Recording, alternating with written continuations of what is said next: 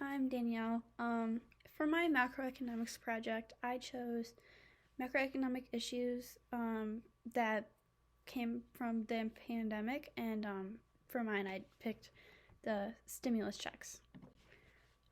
So during the 2019 the COVID-19 pandemic, many people were struggling financially, couldn't work, they weren't able to afford things that they needed, and so the government sent out um, eight, 800 billion dollars between 2020 and 2021 to help the people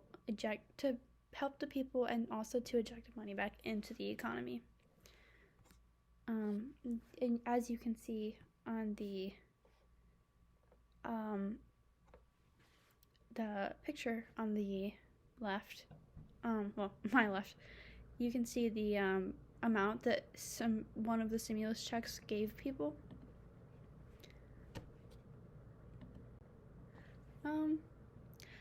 And then how the before the stimulus checks were sent out, the economy was greatly affected by the pandemic.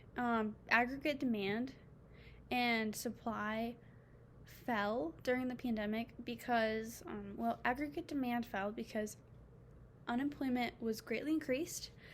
Consumers were not able to spend as much, and businesses had to shut down temporarily or enforce social distancing, which made it difficult to produce things and keep all their workers. The stimulus checks gave people the money that they needed to be able to afford things to live, and so it kind of helped consumers be able to buy things. Businesses had to shut down, and so they weren't able to produce anything or nearly as much as they were before the pandemic. And yeah. So then back then, during the pandemic, the stimulus checks were an injection into the economy, and they increased aggregate demand because people had more money and they were able to spend things. And most people, you can look on the chart on the left from a website that I found, and it shows during the first stimulus checks sent out, there was three that were sent out, and most people, 59% of people, spent their money on food. And then you can go down a little bit, and it says 25% spent on rent, 21% on mortgage, 22% on vehicle payment, I believe. And then you can see 12% of people chose to save it the first time, and then 4% chose to donate it. But it definitely helped the economy get back onto its feet, especially with all the businesses being closed down. And like I said, the aggregate demand and supply, it helped people were able to, there was a much bigger demand, and so people were able to go back to work a little bit or work from home. So they were, yeah. So many who were, like I said, who were unable to work, used them to buy food and other things that they needed. And then now and in the future, it does affect us still. Some people chose to save their money. That 12% in the graph or chart, it means that we're still seeing an effect on the economy today. Those people may have, like I said, they may still have their money to spend, and so we still see that injection into the economy. However, one of the problems with the stimulus checks is that because, like the textbook says, it says on page 233, a government borrows funds by selling bonds to the public instead of increasing current taxes to finance higher spending. The government borrows the savings of households and businesses. Current government borrowing implies higher taxes in the future. So basically, we're going to have to pay higher taxes in the future in order to afford, as a result of the $800 billion of stimulus checks that we sent out.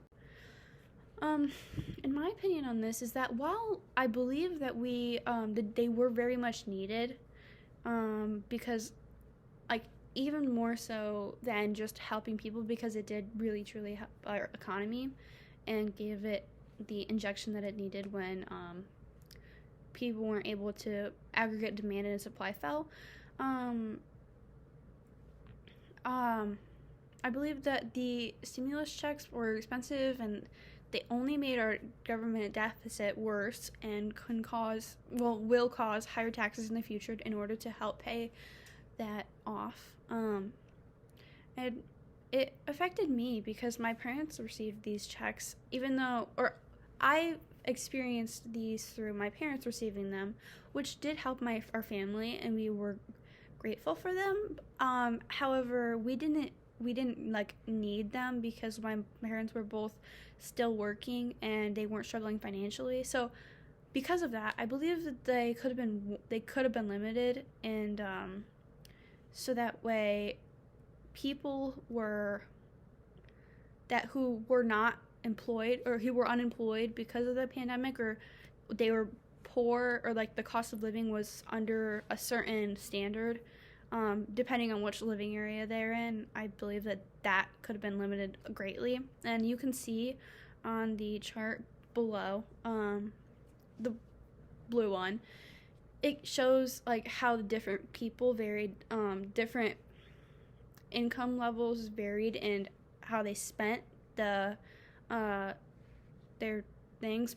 You can see that most people, with the original one, spent it, and then as the second and third set, there's a higher percentage of people who decided to save the money, rather than showing that they might not have needed it as much. But that's my personal opinion. So these were all of the works that I used to help me make this presentation and learn about all the information.